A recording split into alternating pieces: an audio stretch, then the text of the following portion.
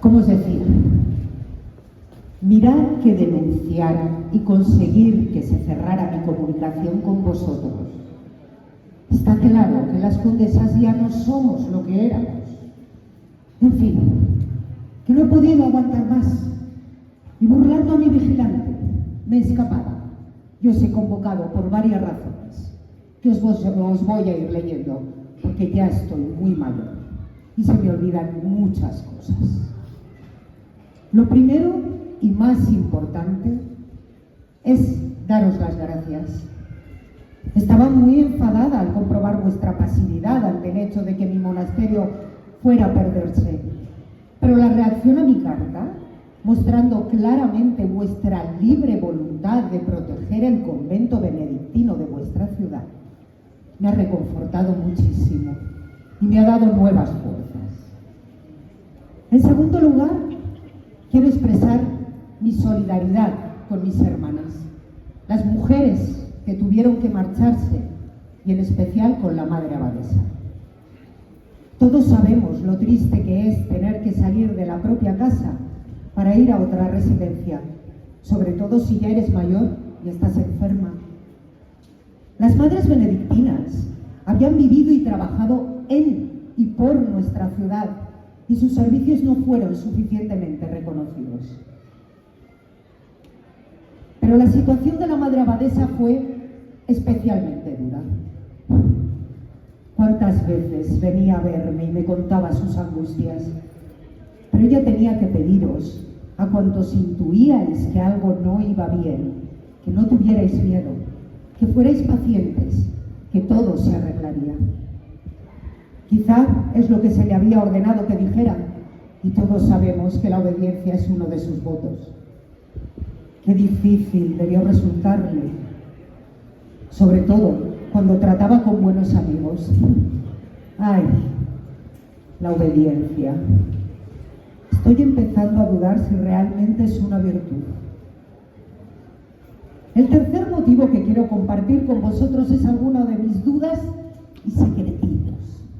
Tranquilos, no son grandes misterios de los que quisieran conocer los historiadores del presente y del futuro, porque esos deben mantenerse como tales para que yo siga siendo fiel a quien me los comunicó.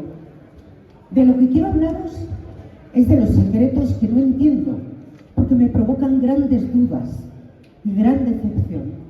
Parece raro, ya lo sé, pero enseguida me entenderéis. La primera duda es: ¿por qué fracasaron los intentos de que vinieran aquí las monjas de otros conventos? A mí me encantó conocer a las abadesas de Alfuza y Estella, y a ellas este monasterio también les gustó. Además, las relaciones entre los tres conventos habían sido muy buenas desde hacía siglos. Algo muy extraño que yo desconozco y seguramente vosotros también debió pasar para que finalmente no vinieran. En este punto, ¿qué tal si investigamos el valor de la venta de sus monasterios y lo comparamos con el del nuestro? Seguramente descubriremos enseguida cuál es más rentable para vender y por tanto a quién interesaba más desplazar. Pero insisto, es solo una suposición, algo de lo que en realidad no tengo conocimientos, pero es probable, ¿verdad? ¿Por qué se fueron las monjas? La ciudad de Jaca siempre se esforzó para que las benitas pudieran vivir con dignidad.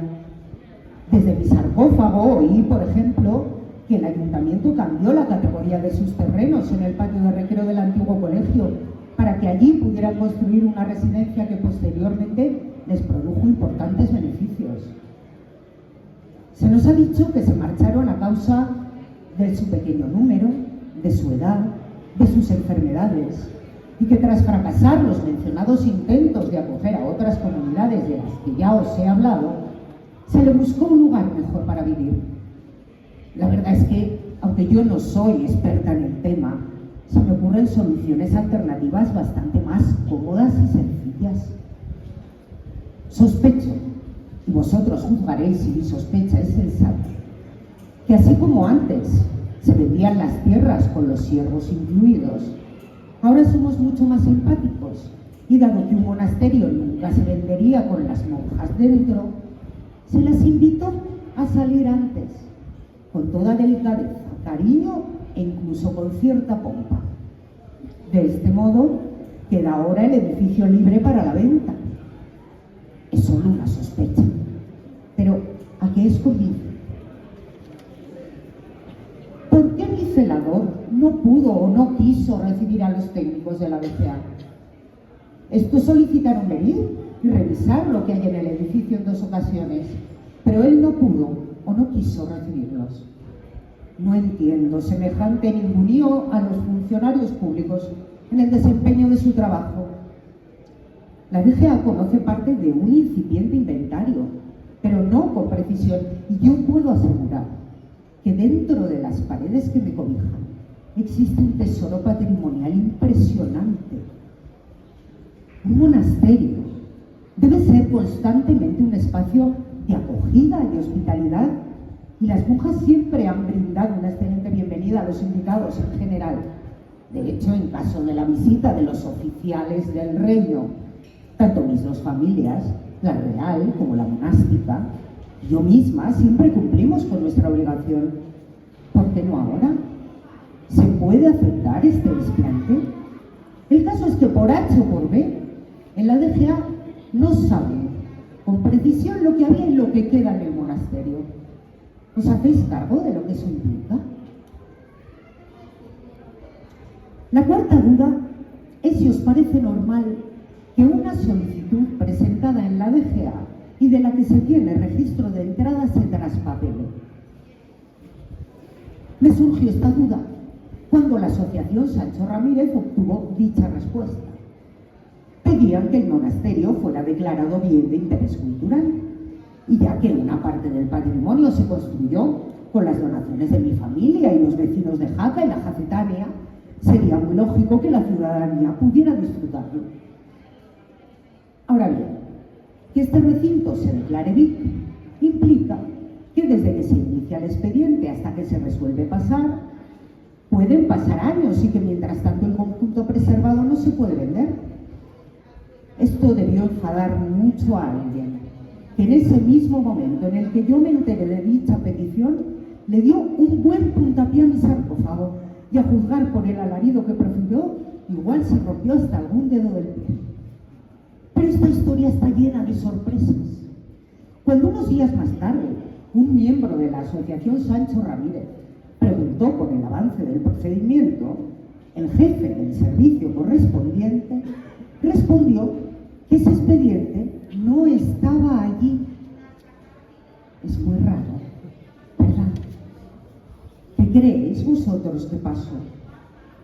Yo no lo sé, pero sí sé que el 4 de junio se publicó mi carta y el 6 se firmó la suspensión de cualquier obra o actividad durante 2 meses para poder decidir si se inicia o no el expediente para declarar BIC este monasterio. Ahí lo dejo. ¿Cómo se gestiona ahora el convento? Algunos días, desde dentro de mi sarcófago, oigo llegar coches a la plazuela de las monjas y trajín por el claustro. Pero al igual que os pasa a vosotros, yo tampoco puedo ver quiénes son las personas que aparecen por allí. ¿Quién maneja ahora el patrimonio que mis hermanas han custodiado con mimo y devoción durante siglos? ¿Y con qué autoridad? La siguiente duda es ¿por qué no hay una comunicación clara y directa entre la DGA, nuestro ayuntamiento o nuestras asociaciones con la presidenta de Oviedo? Hasta donde yo sé, y ojalá esté equivocada, nadie de la DGA, ni de nuestro ayuntamiento o de nuestras asociaciones se han puesto en contacto con la abadesa del monasterio de San Pelayo de Oviedo, que es a la vez la presidenta de la congregación de todas las benedictinas de España. Dicha comunicación tampoco parece haberse sido buscada en sentido contrario. Supongo que dicha presidenta debe tener una determinada percepción, quizá muy economicista, de la situación. Sin embargo, es obvio que hay otros criterios y puntos de vista, los vuestros, que a mi juicio son también muy interesantes y que quizá ella no conozca. Al igual que las Pelayas son a Oviedo y Asturias lo que a las Benitas son para Jaca y Aragón, ¿por qué no han intentado hablar los jacetanos y amigos del monasterio con dicha presidencia? ¿Por qué no escucha vuestra inquietud y vuestra propuesta para la casa de mis hermanas? Si lo hicieran, sabrían que queréis una fundación o un consorcio en el que deberían estar representadas las instituciones públicas, la Iglesia y la ciudadanía. Allí todos tienen que escuchar y ser escuchados. Jaca, la Jacetania, Aragón y los pueblos que siempre estuvieron vinculados a las monjas, especialmente Santa Cruz de la Serós, de cuyos deseos todavía queda mucho por saber. ¿Cómo me gustaría que se creara una institución en la que resonara la antigua vida del monasterio, la que yo oía desde mi sarcófago? Recuerdo las palabras de juramento de los cargos de Jaca, que me llegaban desde la cripta, los cantos que las monjas entonaron durante siglos desde el coro, las risas de las niñas en el claustro, los secretos que las internas se contaban en las habitaciones, y los pasos lentos de las huéspedes que venían de Zaragoza a refugiarse del calor.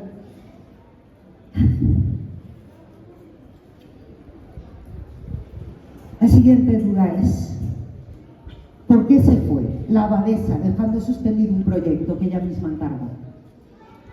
Hace más de 2 años, la madre abadesa de Jaca encargó a uno de nuestros conciudadanos que buscase investigadores de alto nivel y coordinase un estudio sobre la historia y la realidad de su monasterio al fin de escribir un libro con todo ello.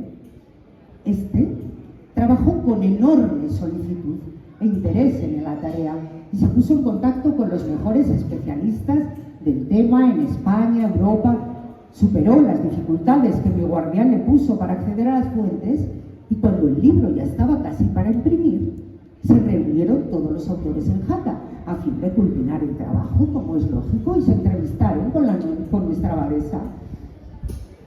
15 días después, ella misma, junto a sus hermanas, se fueron de Jaca sin dar explicaciones y dejando este tema en manos de la presidenta de Oviedo.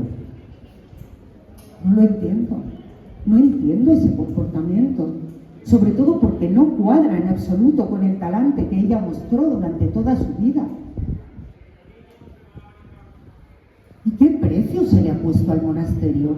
Desde luego yo no lo compraré, pero a pesar de que de un modo u otro me llegan diferentes noticias, no he logrado enterarme ni de lo que se pide por su compra ni del uso que posteriormente se le quiere dar. Entiendo que si su precio fuera simbólico, como fue el caso de las Anas o de los capuchinos, aún se podría discutir, pero ojalá me equivoque. Me temo que de simbólico tiene poco. La verdad es que me quedan otras 10 dudas similares o más, pero no quiero aburriros. Solo debo confesaros que estoy muy desencantada, pero que como soy consciente de que mi desengaño se fundamenta en suposiciones que podrían ser incorrectas, deseo vivamente que cuanto antes las personas o las instituciones implicadas me demuestren que estoy equivocada. En su día, hace mucho tiempo, aconsejé y guié a obispos y a reyes. Hoy compruebo que Jesús tendría mucho trabajo expulsando a los mercaderes del templo, porque en la iglesia de los pobres los intereses económicos son a veces más determinantes que la voluntad de la ciudadanía. Temo además que todo esto haga mucho daño a la institución eclesial, porque la gente puede reaccionar negativamente. Os aconsejo, sin embargo, que no perdáis la esperanza, que os unáis, seáis inteligentes. No olvidéis que Mas puede que sea muy listo y que puntualmente lidere el mundo, pero a la larga son los Einstein, Parks, Arendt o Byung-Chul Han quienes lo orientan, sobre todo si los escuchamos y actuamos en consecuencia. Quiero terminar diciéndoos que las ciudades reflejan a quienes las crearon, las conservaron y las desarrollaron. Y por ello os deseo mucho éxito en la tarea de levantar codo con codo una ciudad en la que a la sombra de Orwell vivan ciudadanos libres, valientes y hermanados. Y ahora os dejo. Muchas gracias por vuestra atención. La vida es hoy muy compleja y agotadora. Mi tiempo ya pasó y me vuelvo a dormir. Portaos bien y dejadme descansar en paz.